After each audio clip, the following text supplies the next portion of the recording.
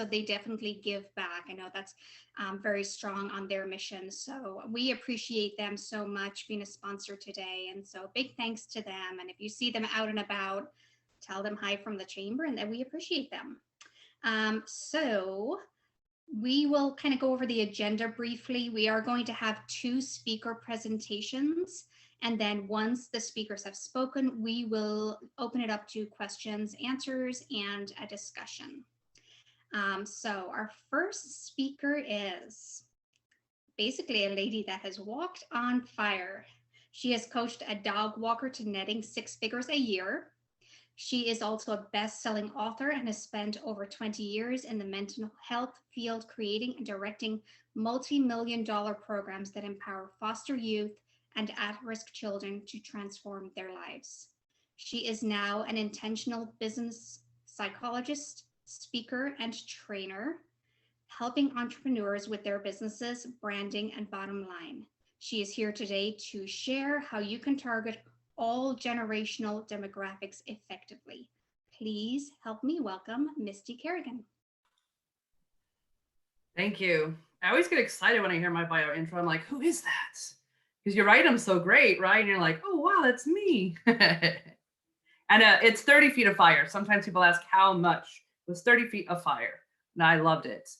Now, I got into this generations in the workforce when I was charged to lead 100 staff from ages 72 to 18.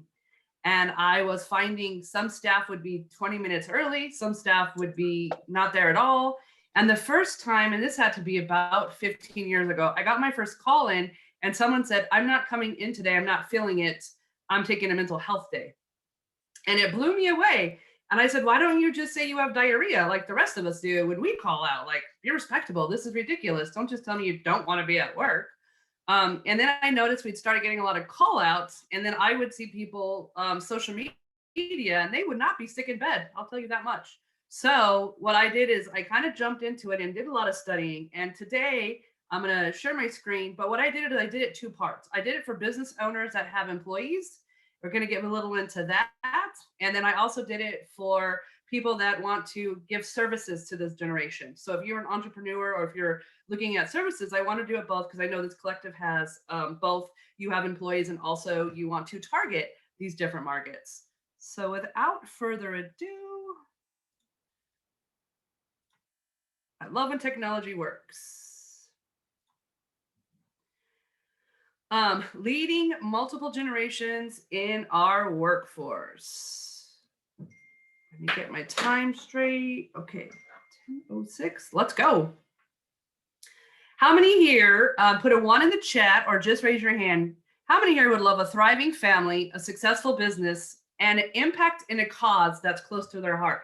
Ending world hunger, ending child abuse, something huge that you want to be impactful in, all while having more time, money, and energy to do so.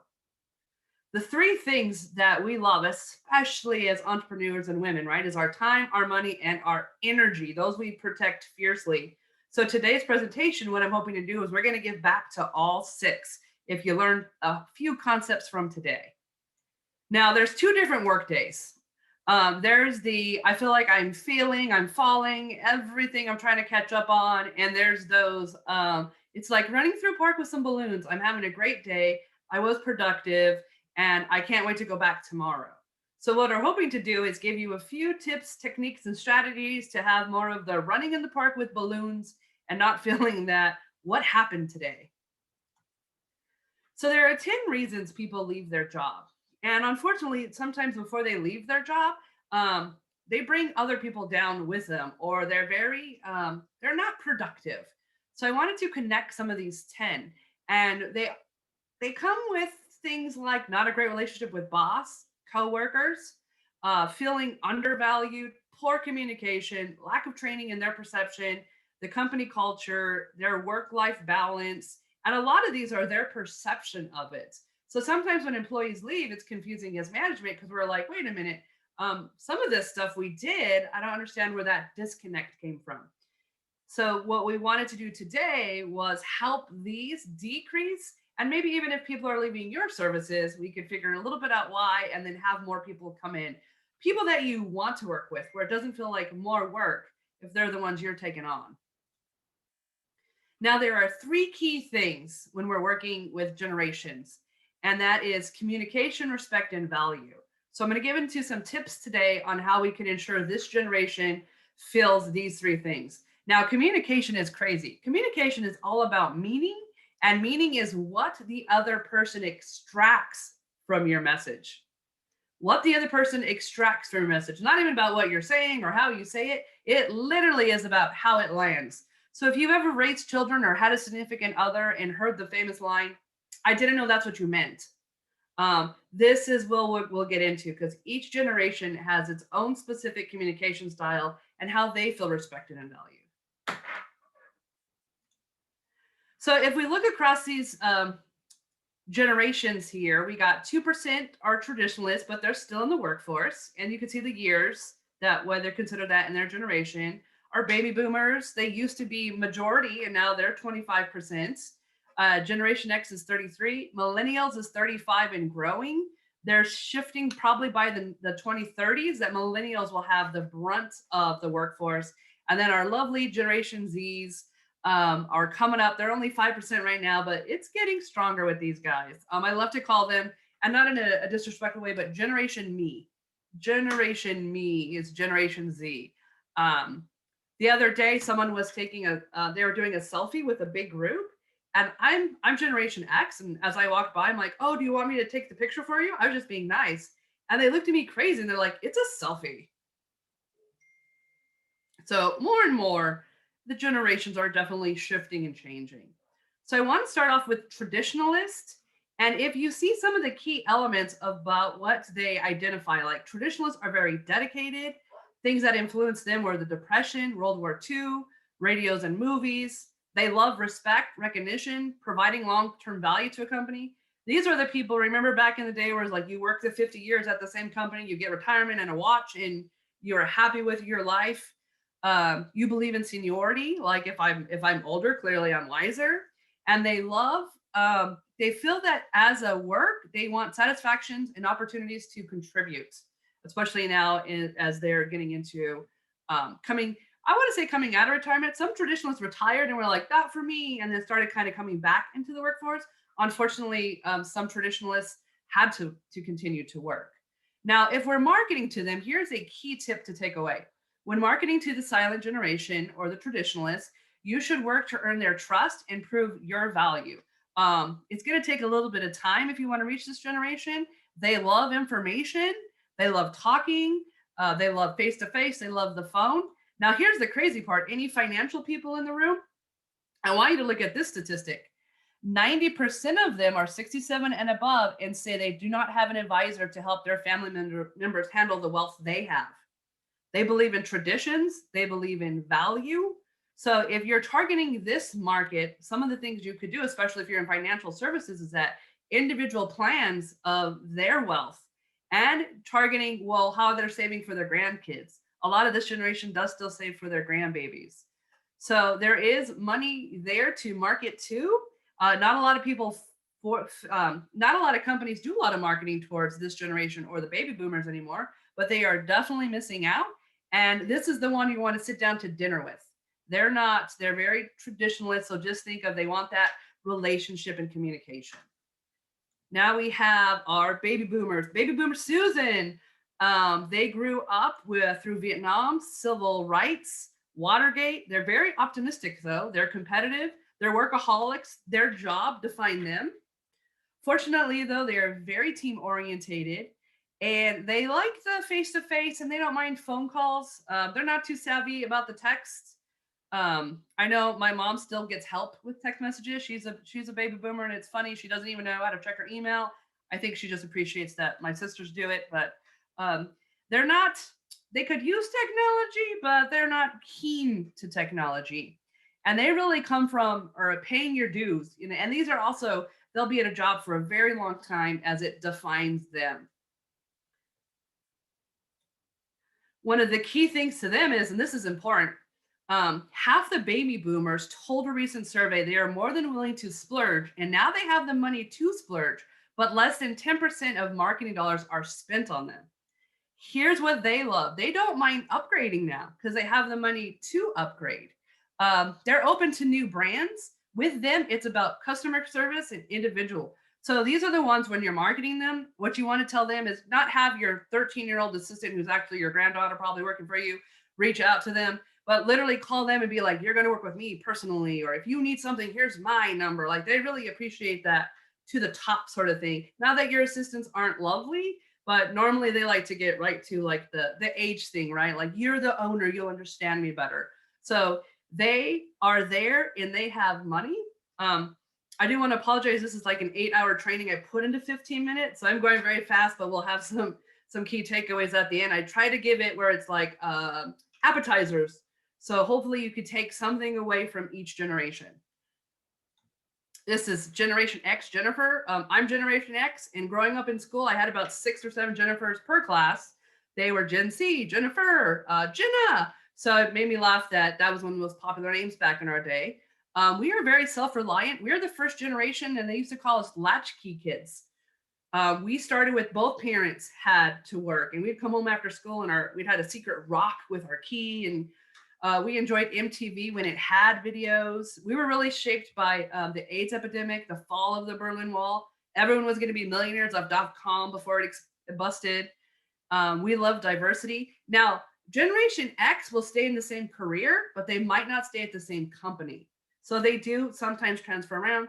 Myself, I was raised by traditionalists. So the company I've worked for, I've still been there 20 years. So you still have, you have your personality styles and you have your cultures, but this is just a quick wave through the generations. They love diversity. We're quick to move. If the employee fails, we kind of started the work-life balance from seeing our parents, from being latchkey kids. We kind of came up with those concepts of, well, I don't want to raise my kids that way. Like I want to be there. I want more time. And we saw the stress of our older generations come home and really have that stress and working all those hours. So we kind of were that first push of what does it mean to be home and have a family, but still be career orientated. Our key thing is we love outdated marketing. 80% of this generation still checks their mail. We appreciate thank you card, birthday cards. We love it. We even get our bills still. We're a little iffy about how those electronic bills. What if everything shuts down and I don't have this piece of paper? We're still very paper orientated. So if you're doing contracts, we don't mind the paper contracts, as the next generations absolutely hate it and they don't keep paper whatsoever. We love things that are tangible. We also watch YouTube. We are the how-tos on the YouTube. So if you're in a way to get us is if you're a financial business, I don't care if you're a lawyer, I don't care if you're Jillian and you're explaining how amazing the event is going to be. If you do some YouTube videos and we're curious about something, we're going to jump to those YouTube videos. We're going to watch how to do it. We love learning through video. It's also too, if you have generations in your workforce, creating, we just switched at Oak Grove, is we have video orientation. We used to do in person. Apparently these new generations don't appreciate that. And I don't mind not having to go once a month and speak for 15 minutes. So now everyone starts with an orientation video and it seems to be working. Now my millennials are competitive, civic and open-minded, achievement orientated. They were kind of shaped by 9/11, the internet and Columbine. They love text messages. They're so fast. I don't know if you have kids or grandkids, like they type text like back in the day when we took Office and had to learn shorthand. I don't know if you've seen all the new shorthand is on text. I'm pretty sure they're probably going to do high school classes with this, but they don't stay long at places. So don't feel bad if you have we used to judge ourselves by high turnover rates. With millennials and zillennials, you can't judge your business by turnover rates because these guys get bored and they move on and they just, they get information from you. So they're working for you to learn how to do something to go on to get better paid. They're going to kind of seek you out, see how much you pay, learn the skill from you, and then get the heck out of there and get paid way more for that same skill they learned through you. So we sometimes with the millennials, we just pride ourselves on being a training ground.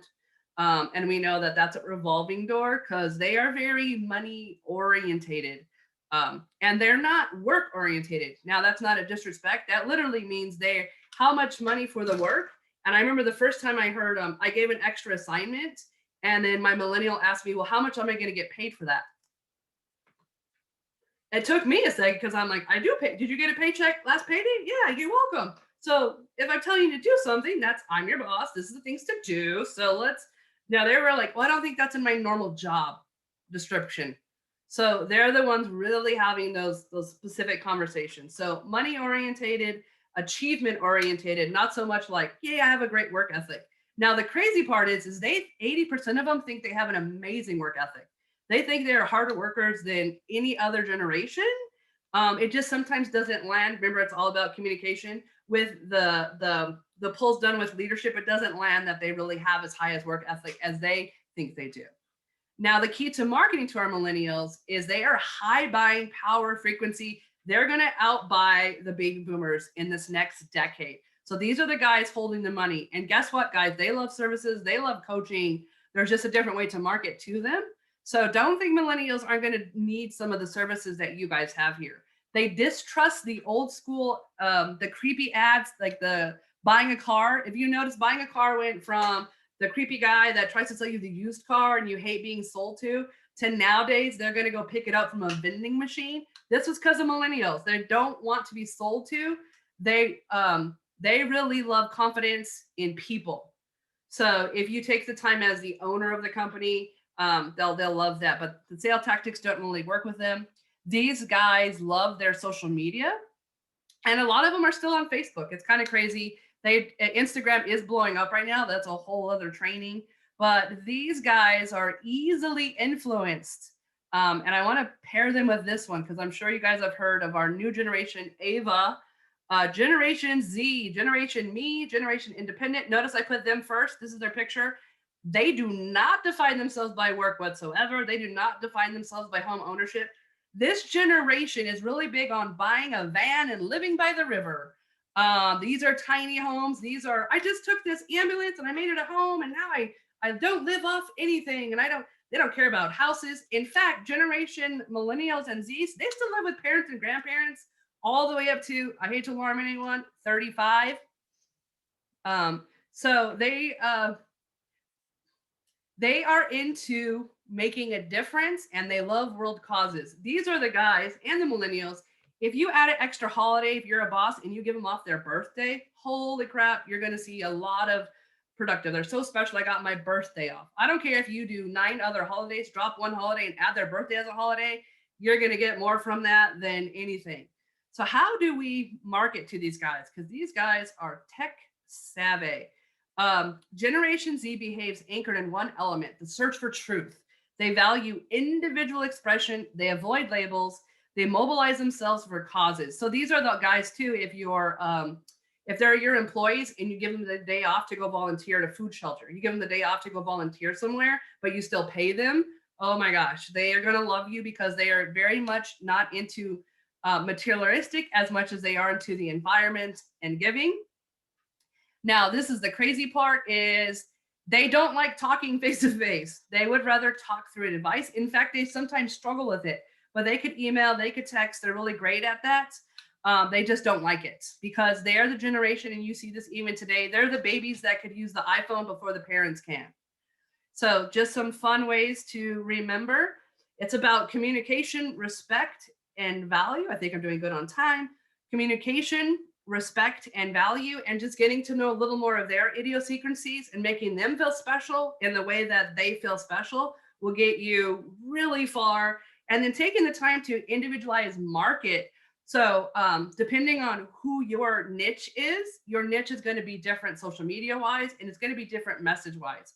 The Zillennials, if you are the owner and you come on your Facebook and you're giving a live about why your product, you're going to be an influencer. They appreciate that more. And you see more and more advertising. Have you seen that where owners are now talking on commercials? It's because the billionaire marketers are already ahead of the game. They have even Jack in the Box brought Jack back, right? With I'm the owner, I'm Jack. Jack in the Box, big Jack head guy influences people to buy burgers. So if Jack in the Box is catching on, we got to get some of our mom and pop shops to do the same. I want to say thank you. Sorry it was so fast, but I wanted to get as much as I could in a small 15-minute increments. If you enjoyed what you heard, I am from Made to Inspire. We have a podcast. We have a book that's out. And then, of course, because we're Generation X, we're on Facebook and Instagram. I think there should be a whole training on social medias. But if you have older generations, your money's LinkedIn. LinkedIn right now is on the rise to almost becoming $1 billion market in deals there. So just some hints to what to kind of look at next for the future. I enjoyed our time and look forward to answering any questions. Oh, I nailed time. I love when You're amazing.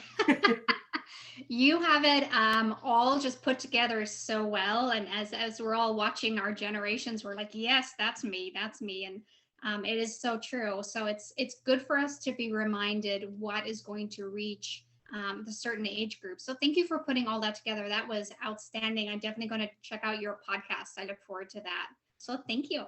Okay, speaker number 2. Our second speaker is the founder of Compass HR, a local resource for small and medium businesses. Compass HR takes on human resources functions for businesses so they can focus on productivity and profitability in what they do. She received the Entrepreneur of the Year award for the Murrieta-Wildomar Chamber of Commerce for 2017 and believes in serving her community. She is serving as the president and legislative director of the Southwest Council Shrimp Board and is the first vice chair with the Murrieta-Wildomar Chamber of Commerce in addition. She dedicates time on the board of the Southwest Legislative Council. Oh my gosh, Deneen, you are one busy lady. Recently, she has been asked to mentor high school students at Murrieta Valley High School in human resources through the virtual enterprise program. And this experience is meaningful as she is able to impact students in real world knowledge and able to see the progress that the future leaders are making. So please help me welcome Deneen Ashworth. Thank you so much. Unfortunately, the little bar at the top, like the menu bar, is not moving for me. So we're just going to go with it for sake of time. So you don't watch me sit around and fumble. You'll see the whole slideshow, but just pretend like you don't, okay? I'm not a millennial. I'm not a Generation Z. I can do the technology, but maybe not optimally. So a lot of the information is going to, and I'll go through what's duplicated. Misty, I loved your presentation. It was amazing. So I am just going to get started. So the silent generation are, and I will not cover them a whole lot just because there's not a lot of them in the workforce. My study said 2%. Their traditional is shaped by World War II. They were raised in disciplined nuclear families with a strong sense of loyalty to family, community, and country. They're committed team members, and they are also committed collaborators. The baby boomers, we see a little bit more, 29%, the childhood marked by the moon landing, civil rights movement, President Kennedy's assassination. They saw the Vietnam War, Woodstock, and the beginning of the women's liberation movement. Hardest working generation, according to the study. I'm not saying the other generations don't work hard. They often prioritized work over personal life, and we see the generations kind of react to that a little bit. They are working later in life than was expected. And as far as women go, the introduction of birth control introduced reproductive control for women. So it allowed them to decide how long they wanted to stay in the workforce, if they wanted to delay having children, those kinds of things. I know they're separate, but they do really impact the work environment. Generation X, that is me, and that's about 34%.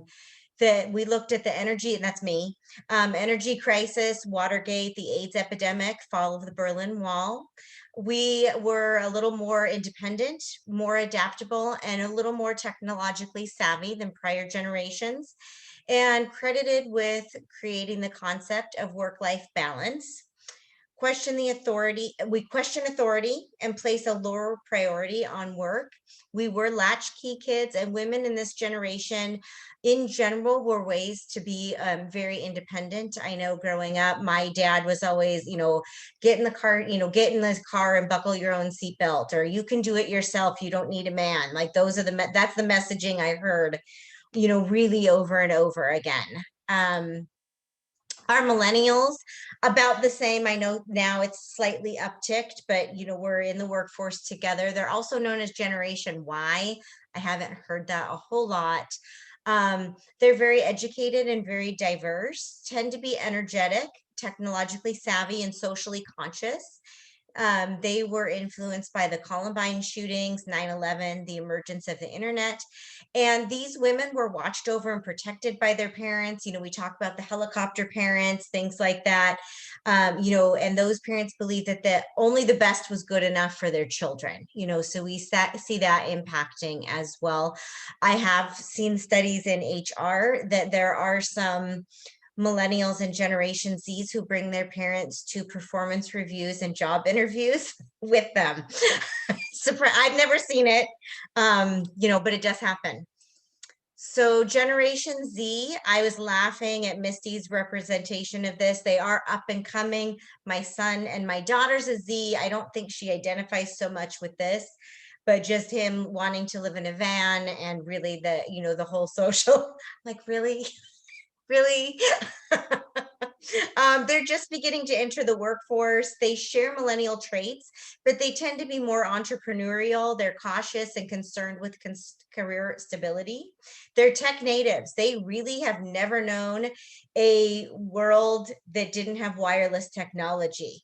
They didn't understand that there weren't 500,000 channels on cable, and they could just, my son, if he wants to do something, he looks it up on YouTube and figures it out and has all these random facts for me. Okay, fine, great, awesome. They're hardworking, they're ambitious, and they're innovative, and they really want to make a societal impact. So if we're looking at top career goals, and this was an IBM Institute for Business survey, it really looks like, and I just focused on the millennials, Gen X, and baby boomers, because we tend to be, the highest in the workforce. We really kind of follow really along the same kind of lines with what we're looking at as far as career goals. We want to everyone wants to have a positive impact on their organization. We might go about it different ways, but we all really want to have a positive impact. We want to help solve social and or emotional changes, work with a diverse group of people. Diversity is very important. Work for an organization among the best in the industry. People want to do work that they're passionate about. They want to become an expert in their field. And, increasingly want to maintaining that work-life balance and become a senior leader. So some are fairly similar with a little bit of differences in that. So I know we talk a lot about, oh, the generations were so different. We're different in some things, but maybe not in others. And I think sometimes the key in culture and in company is to find that commonality and find a way to bridge those gaps and bring people together instead of, yes, we do need to focus on utilizing the strengths of different people, but we also need to come together as well. So I know right now I'm going to look at my time too. I'm really good on time. Especially we're having trouble hiring these days, right? Most of my clients are having an extremely difficult time getting employees to work when they're flying positions, when they're getting people to come back. Some things that we can look at as ways to really attract people would be, our baby boomers, they might be looking at phased retirement programs, where maybe they're starting to work and then their hours are lowering, where their retirement is coming up. That might be attractive to someone who's in that generation. They want opportunities for collaboration and mentorship. They want to leverage and value their individual capabilities. So we're going to look at that, as that. And we don't all want all Xers, all millennials, all baby boomers. I think a healthy workplace has everybody who's working together. For Generation Xers, they're looking for a more hands-off approach. They really value that independence and want to take the bull by the horns and go for it. As employers, we can't always allow them to do that, but we want to. What areas can we give them control in? What areas can we give them independence in so that they feel like their abilities are being really leveraged? Providing those growth opportunities, talking with staff saying, well, what's your end game? What do you want to do? Where do you want to grow and expand and perform, finding out what can I do to help grow that in them? If they're wanting to learn more about Excel, what opportunities are out there? I mean, there's Fred Pryor, there's college classes, there's all kinds of areas where we can direct them and help them grow. For our millennials, when we're attracting and engaging them, we want to prioritize a social impact. I just recently had a client who wanted to do the whole, hey, we're going to pay for volunteer hours. You get 4 hours of not PTO, but time that we'll pay for you to volunteer for something, for volunteerism. That's very attractive to people, right? Allow autonomy and flexibility. Our millennials really like the flexibility. My key person under me, he's a millennial. He likes it if I'm like, hey, do you want to go work from home for half the day today? If we don't need to be in office. He likes that flexibility. He likes the autonomy. Here's a project. Let's talk about what the expectations are of this project. And I allow him to do it. Now, granted, he's a fantastic employee, so I can allow him to do that. But then me being hands off and not trying to micromanage what he's doing and seeing what that final project is. Provide meaningful work and provide recognition. He recently just passed his certification for human resources, and I brought scones in, and we had a whole thing like, yay, everybody, look, Scott just passed his certification, this is great. And he really liked that, and even looking at on the payroll side, because I manage the HR part with Compass HR, as well as the payroll part with Meridian Payroll and HR. And we're up to 10 employees right now, and we're really focusing on our core values, our key characteristics. And every meeting, we're really focusing on those and really trying to hit for the different generations that we have. And we have all of these, all 3 of these in my own workplace. How am I going to engage my baby boomers in this process? How am I going to engage the Gen Xers? How am I going to bring the millennials in? Last summer we did have a Generation Z in the workplace. And how do we bring her in and try to make her feel valued? It even comes down to job posts. What does your job post look like? Is it just a job description?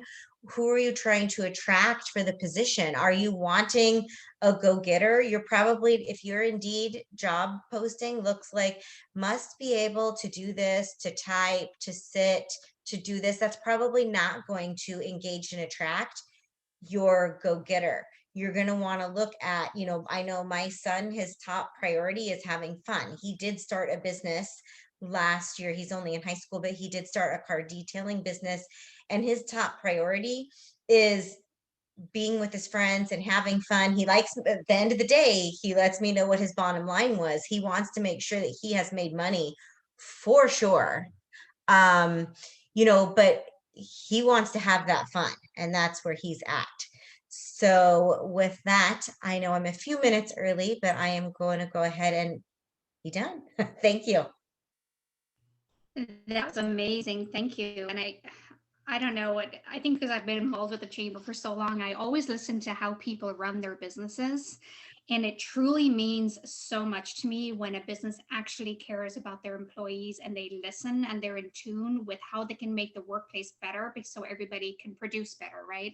So thank you, both of you. I mean, you hit the nail on the head. I think it's just so important as we're evolving as business owners and community members that we really are in tune with how to keep people happy and get the job done even better than it was done before. So kudos, ladies. Thank you so much. So I'm going to look through the chat real quick and see if there's any questions here. Okay, I know that Janet loves the presentation, and I believe she would love a copy of that. So I believe that's something that you send out after the fact, Brooke. So that's wonderful. Thank you. Oh, no shorts. Just told my Gen Z that he can't wear shorts to the client.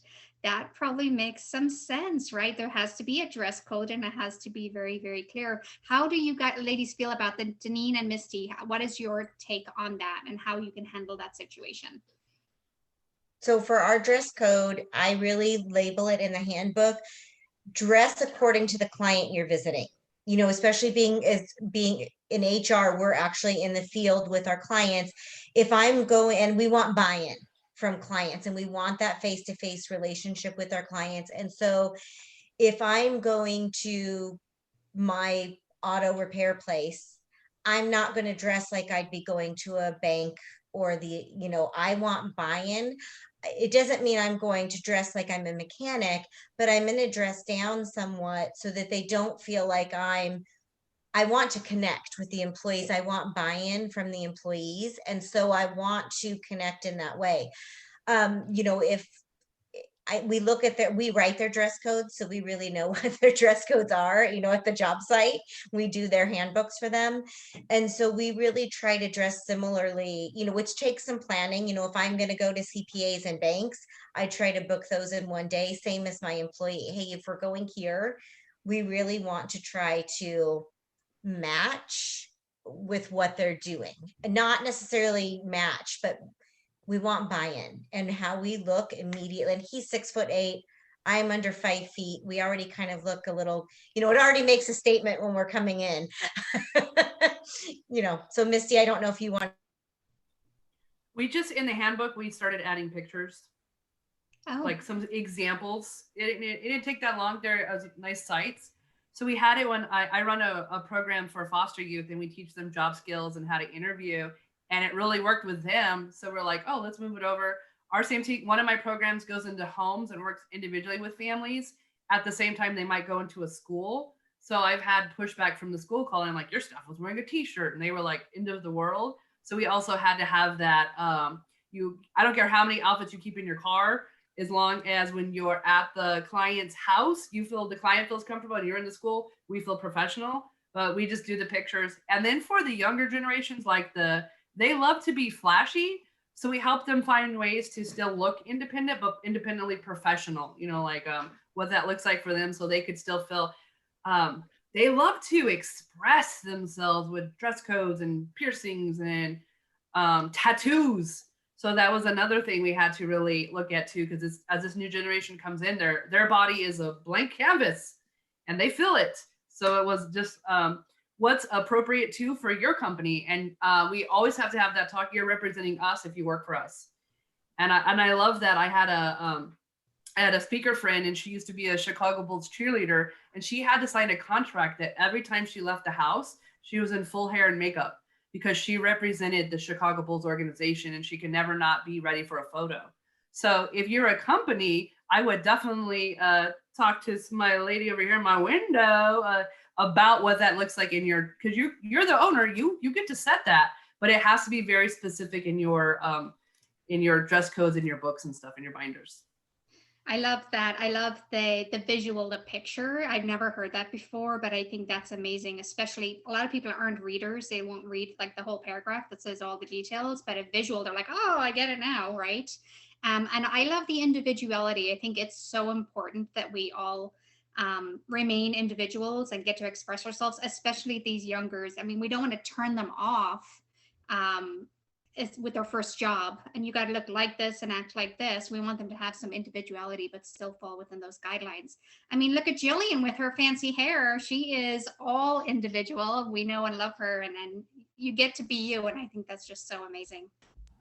Okay, next from Lorena. I once heard Gen Y is considered the old souls of millennials. Has anyone ever heard this before? What do we think? No? So that's crazy. It depends on who's running the study and what they call the generations. Gen Y, and there's also micro generations, like if you were born from 78 to 82, and it literally just is what defines you as you go.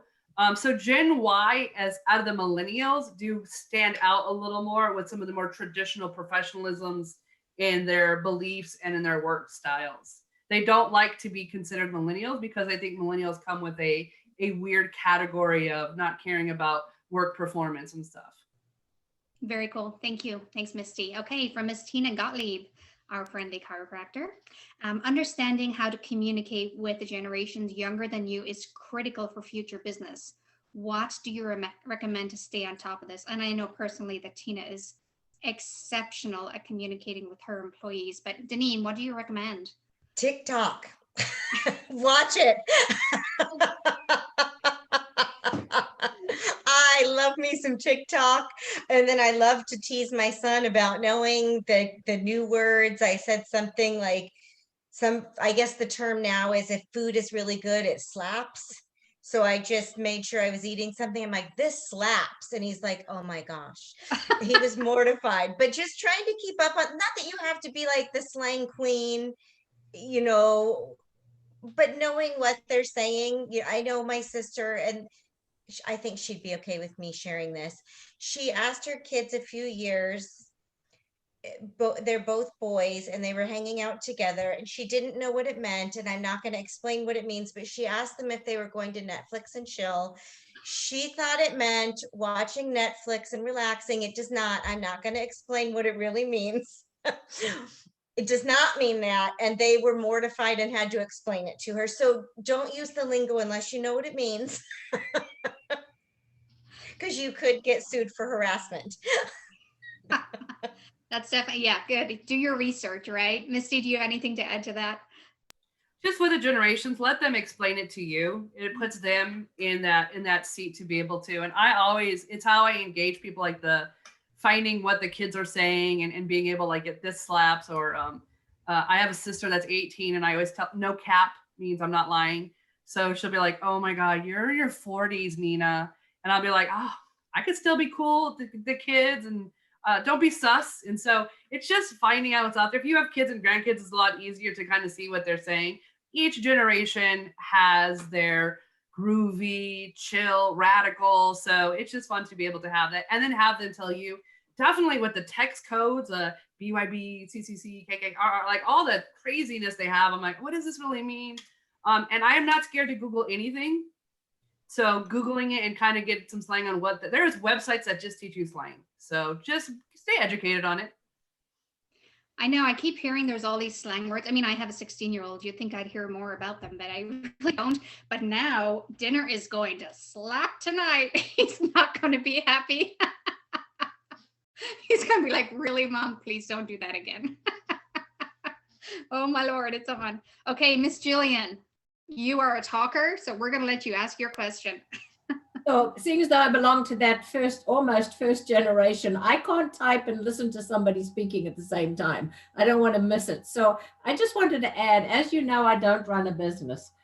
Reality Rally is a pure volunteer organization, including myself. But all of the points that come out in this meeting and many of the other chamber meetings apply to what I do, event planning and event running. How to sell tickets to all of these different generations, how to attract and keep volunteers. All of it applies to event planning as well. And many, many of you are in events of some nature or planning of some nature or whatever. So thank you. The information is extremely valuable for me, who isn't a business. And I know this actually could be applied if you had it open to, because I often think I shouldn't really ask to be on it because I'm not a business. But if people realize that all of these concepts are so valuable for everything else. So thank you. I couldn't type and speak at the same time or listen. Thank you. I love it, Jillian. And you're so right. I mean, it's not just about owning a business, whether you're an employee or just life lessons. I mean, I think we all just need to be open to learning. We don't know what we don't know. So we appreciate you being here. And Reality Rally is a business that makes money for another business. So yes, you are. Alrighty. So let's see. From Janet, how is the best way to discuss when going to different clients, call or email when I need documentation? Or call or email for support tickets. Janet, can you just elaborate on that just a little bit? So, when I said my tech was wearing shorts, it's because the biggest thing is he was going to a baby boomer client. So the client said, yeah, he probably has a few things to learn. Well, he just got done teaching a lot of the people things that they have no idea how to do, like how do you run Teams? How do you run change from Google to Outlook? So he's doing awesome in that. I said, but if you want to act more mature, you've got to put pants on.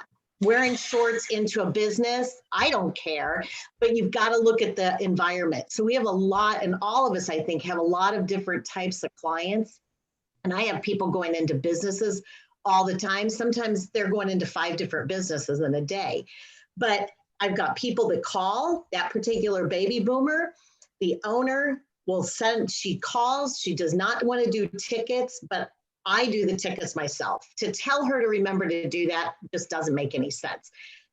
How do we reply back? Like email or text. Some people, we got clients that text, probably because they don't use their email much, especially in a medical NIST type of environment or HIPAA environment.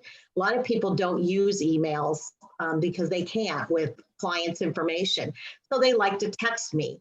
And it's like teaching different generations of my employees the right or wrong, or how to present this, I guess. Like, that's why I want to look through the presentation and see how to present something like that. I know you gave a book, maybe, go to your website would help too.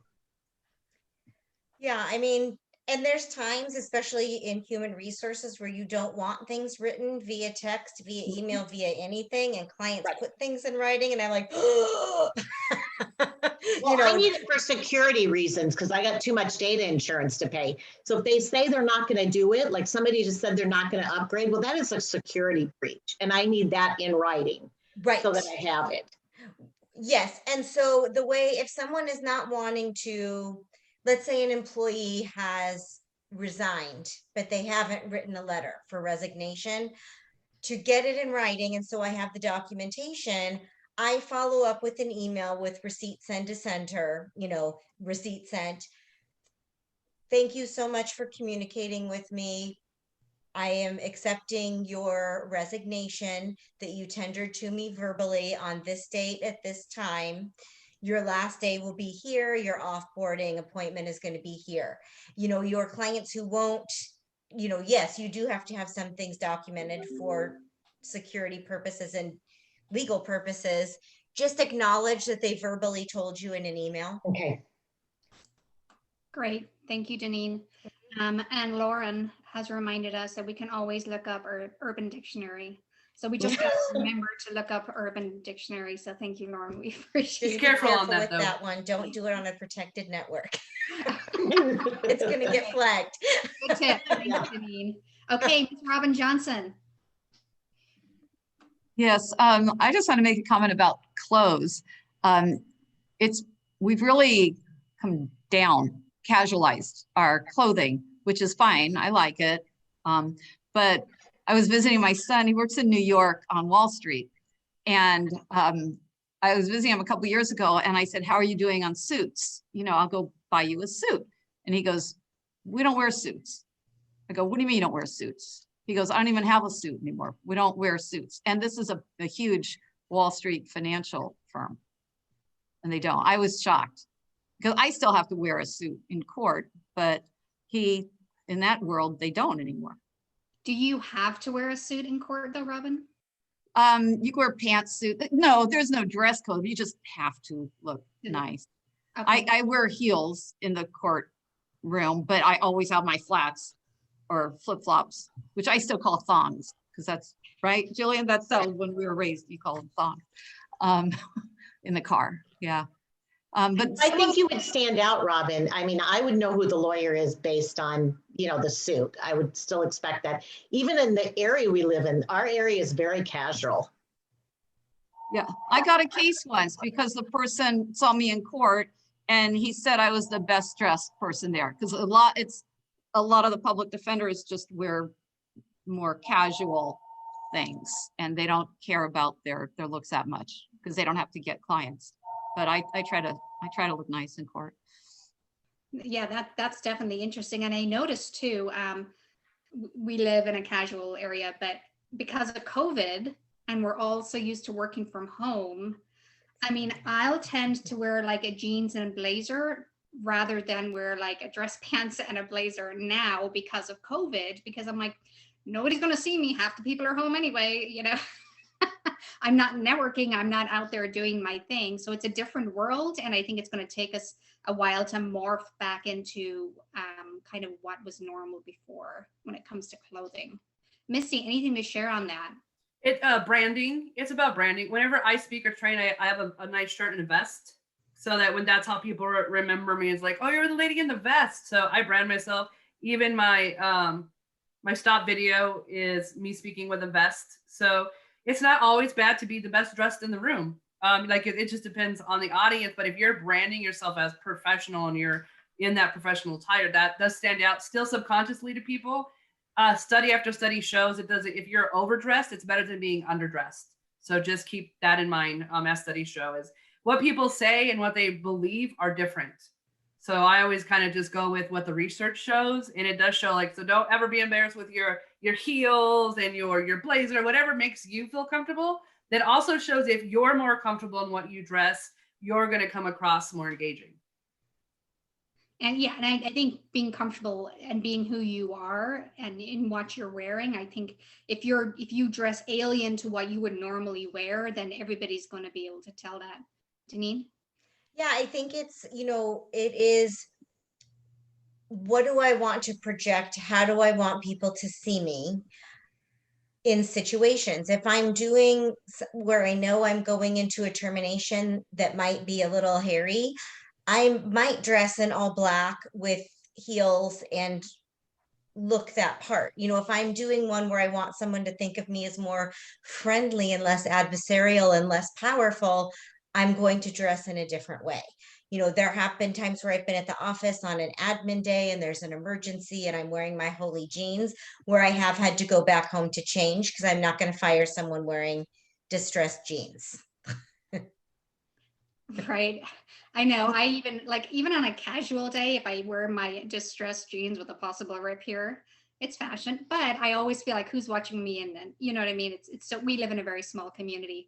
I have a few questions here, but I think one really good one to wrap it up is, how can I encourage awareness of generational work styles in my employees? I think if you ladies can each leave us with that information, it causes an awareness and something for us to think about as business owners, business workers, networkers, all that fun stuff. Deneen? Thank you. So it's not generational, but it leads into generational. One thing we recently did is talk about the Enneagram and all of our personalities, and really discussed our differences, and that I can't communicate to someone with the assumption that their thoughts and the way they're going to receive the information is the same as the way that I'm thinking. And so really even just, we expanded that into just, we're all different and we think different. And it's not just generations, but it really goes across so many different lines and things. Mm-hmm. Absolutely. Misty? Training. Whether you put together at one time and it's pre-recorded and they watch a video, or you bring someone in, engaging them in training. The nice part about that is if you're training your employees, you're adding value to them. And then some people, I hate to train them for them to leave. So the old saying is, train them so they can leave, treat them so well they don't. I love that. And I think you're helping your community because you're making better workers, right? And more positive workers. And I'm all about training and education. I think it's really important. And again, the reason we're here today is to learn. So I hope that the insight that we got from our two amazing speakers was really beneficial to everybody. The work that both of you have put into your presentations was exceptional, and you both had similar subjects, but from different angles. So that was really beneficial to all of us. It was really fun, and it was great to see everybody's faces, and it's nice to see women in business engaged in bettering themselves through these conversations. So we really love all of that. So we really do thank you for attending today, and the chamber staff, Brooke, our hero, will be sending out a follow-up email in the next 24 to 48 hours with information and the recording of this meeting. So mark your calendars for the next Women's Professional Collective. It's going to be on July 15th at 10 a.m. If you would like to sponsor this event, please contact Ms. Brooke Nunn, our events director at the Temecula Valley Chamber of Commerce. Thank you all again. Thank you to our speakers. You were absolutely outstanding. We're so fortunate to have such intelligent, eloquent, smart ladies in our midst. And then to all the rest of you, thank you for being here. Good for you for tuning in today. We appreciate you taking the time to support the chamber and be part of the conversation. It's great seeing your faces. We hope to see you in person soon. Won't that be nice? And thanks a million, you guys. Have a great day. I hope that this helped it start out good. Thank you. It was great. Thank This was wonderful. you. Thank you, everybody. Thank you, Will guys. will we be in person maybe in July, hopefully? I'll keep you posted. Okay. Amazing. Thanks. Bye, everyone. Bye.